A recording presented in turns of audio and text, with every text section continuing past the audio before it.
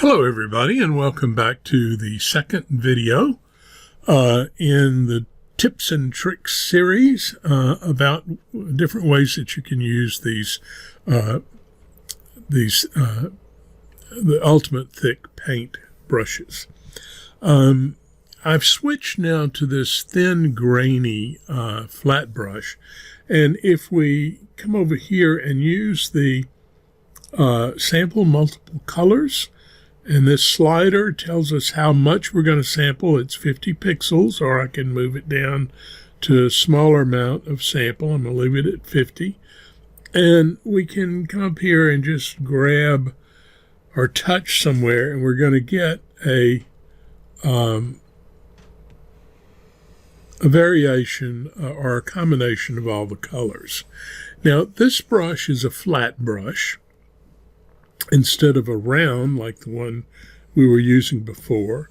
It's also very grainy, probably more grainy than the other. So if I wanted to work with a really grainy kind of dry looking brush, then this one would be a good one to do.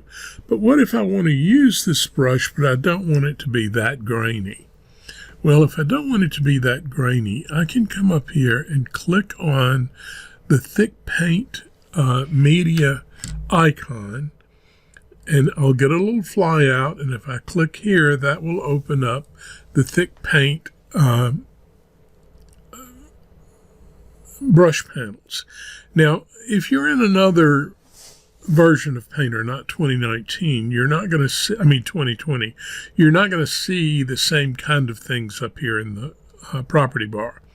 So if I'm telling you that I'm going to the thick paint media or thick paint brush category, brush control panel, if you'll go to Window and come down to brush control panels, you'll have all the brush control panels listed.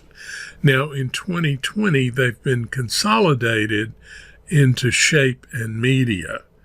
But in previous versions, you'll have a whole big list of all of them. So if you can't find the panel by looking up here in the property bar, just remember to go to Windows Brush Control Panel. Okay, now I'll open this up, and we have thick paint media and thick paint brush. That means this brush part has to do with the shape of the brush, and the thick paint part has to do with the media, how it paints, okay? So that means, is it going to show a lot of texture? That would be in the media part. And we have the grain height set to 55%. And I like to have a lot of grain, so you're going to see my settings to be kind of high.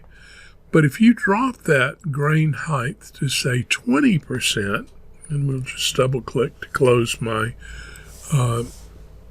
palette drawer there, and I'm going to take off what we put down before, and now look.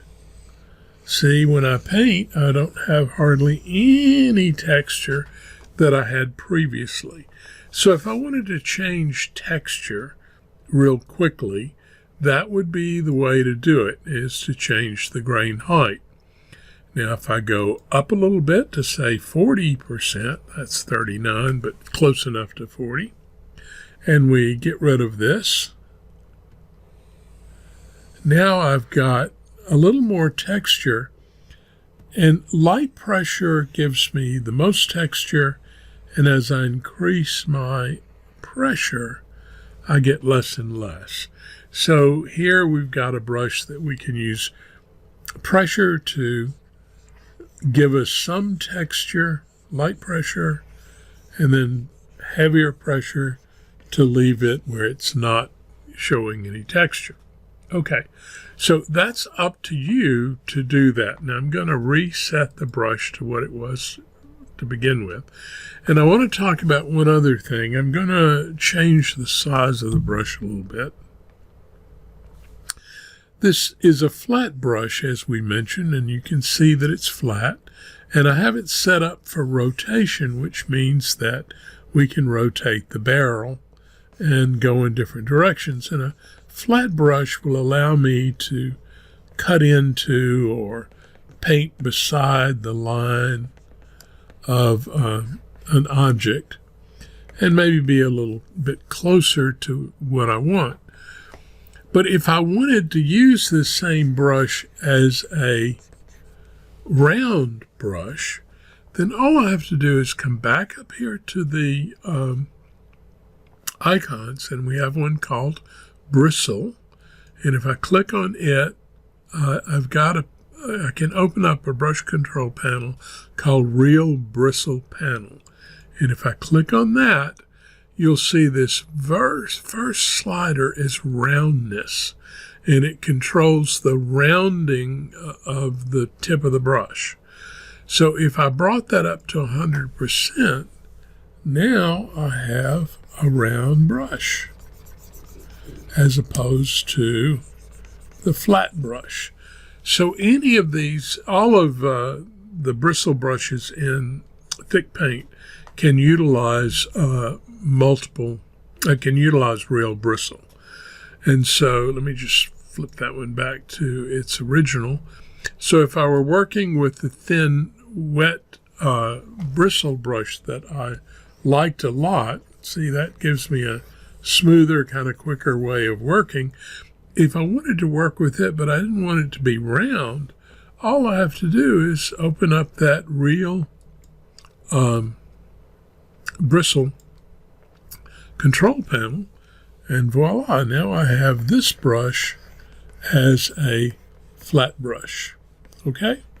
So you can change the shape of the brush to suit your needs.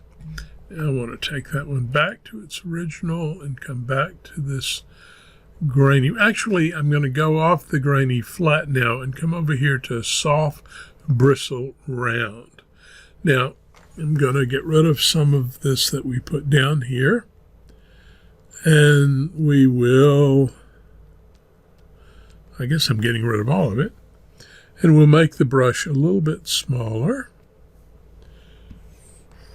Now, there you go. This brush is already set up not to have a lot of texture. It's also a wet brush, and it has a little bit more paint to it. So you're going to get a bit of a, you're going to see some paint lines here where you're adding extra paint, and it's looking a bit impasto. So again, we're still fairly thin, but look at how nicely this brush gives you color. It kind of gives you that mottled color look that is so nice. Now, if I were to switch to my color sets and we pick a color to go with this, let's just put in some orange.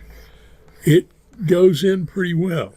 Okay, if I paint lightly with it, it's not going to mix very much. See, a very light pressure. But as I increase my pressure, I get more and more paint coming in. So some of the brushes are going to work like that. You can, I already showed you where you can tap to bring it in. But some will bring the color in if you're just painting a little heavier. Okay, something like that.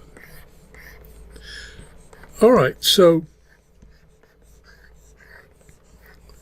and we can really mix these colors up here and get a variety of nice brush strokes with nice color added to it.